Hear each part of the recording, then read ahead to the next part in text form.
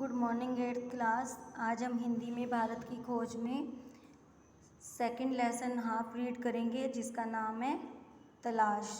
इसमें हम करेंगे आज भारत के अतीत की झांकी। सालों में लेखक के मन में भारत को जानने और समझने, उसके प्रति भावनाओं को व्यक्त करने का प्रयास चल रहा था। बचपन से लेकर अब तक वह यह जानना चाहता था कि भारत क्या है, उसकी विशेषताएं क्या है, उसका अतीत कैसे होता है। इन सब विषयों पर वह विचार करता रहता था। लेखक के खून में भारत रचा बसा था। इससे उसके मन में भारत के प्रति अनेक संदेह उत्पन्न हुए कि क्या वास्तव में उसने भारत को जान लिया है। उसे भारत के गौरवशाली अतीत को अनदेखा नहीं करना था। यदि भारत का अतीत गौरवपूर्ण नहीं होता तो वह हजारों वर्षों तक स्वयं को सभ्य देश नहीं बनाए रख सकता था। भारत की इसी विशेषता को वह जानना चाहता था कि आखिर वह विशेष क्या था। लेखक भारत के उत्तर पश्चिम में स्थित सिंधु घाटी में मोहनजोदड़ो के एक टीले पर खड़े होकर चारों तरफ 5000 वर्ष पहले के एक पूर्ण विकसित सभ्यता के नगर के घर और गलियों को देखकर हैरान हो जाता था कि कोई संस्कृति अथवा सभ्यता इस प्रकार 5-6 हजार वर्षों तक भी निरंतर बनी रह सकती है। इस प्रकार भारत के मजबूत संस्कृति आधार के रहस्य को लेखक जानना चाहता था।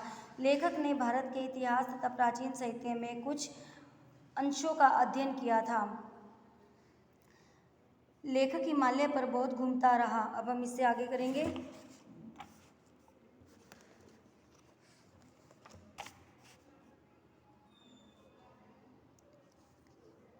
लेखक हिमालयों पर बहुत घूमता रहा। उसका कश्मीर के साथ खून का रिश्ता था। हिमालय से निकलकर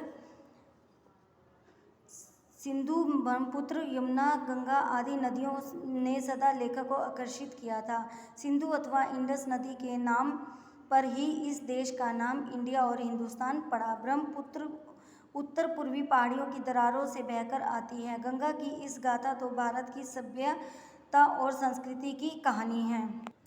लेखक ने अजंता, एलोरा और एलिफेंटा की गुफाओं तथा अन्य पुराने स्मारकों को भी देखा था।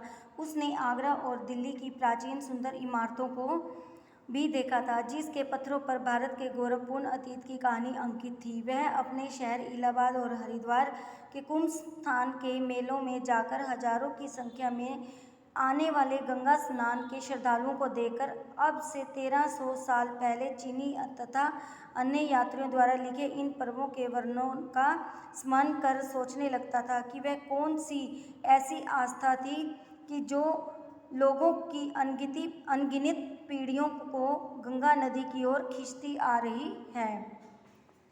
अब हम इससे आगे करेंगे।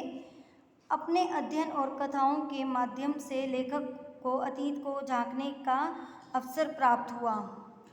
उसे लगा कि उसके पूर्वजों की भूमि में ऐसे लोग रहते हैं जो हंसना, रोना, प्यार करना, समझना, समझाना जानते थे। उन्हें जिंदगी की पूरी जानकारी थी। 2500 वर्ष पूर्व बुद्ध के द्वारा दिया गया उपदेश उसके कानों में गूंजता था। इस प्रकार भारत के इतिहास के विभिन्न पक्ष लेखक के सामने खुलते जा रहे थे और उसे इतिहास के 5000 वर्षों से चली आ रही इस संस्कृति परंपरा का निरंतर गतिमान रहना कुछ अजीब लग रहा था। आज हम यहीं तक करेंगे। कल हम इससे आगे करेंगे भारत की शक्ति और सीमा। आपने इसे अच्छे से एक बार घर पर रीड करना है।